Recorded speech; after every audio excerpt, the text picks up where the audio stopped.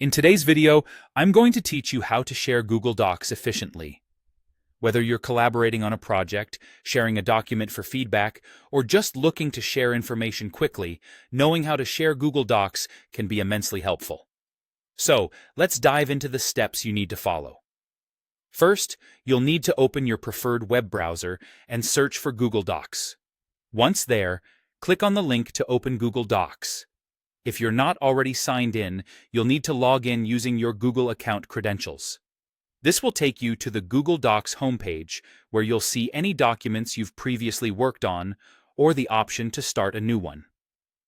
Now, whether you want to share an existing document or begin by sharing a new creation, simply select a document from your list or choose to create a new one. With your document open and ready, look to the top right corner of the screen. You'll notice a blue Share button. This is your key to unlocking the sharing capabilities. Clicking that blue Share button opens up a world of options. In the box labeled Add People in Groups, you'll need to type the email addresses of those you wish to share the document with. This is how Google Docs connects you directly with your team or recipients. Once you've added email addresses, it's crucial to set their permission levels by clicking the drop-down menu to the right.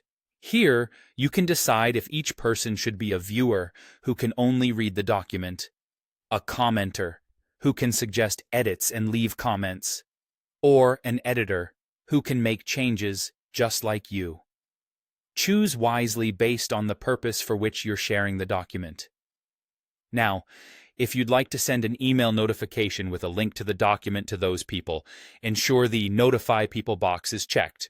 Then, all that's left to do is click Send, and your document is on its way. Now on to another sharing method, sharing via a link. Begin again by clicking the blue Share button.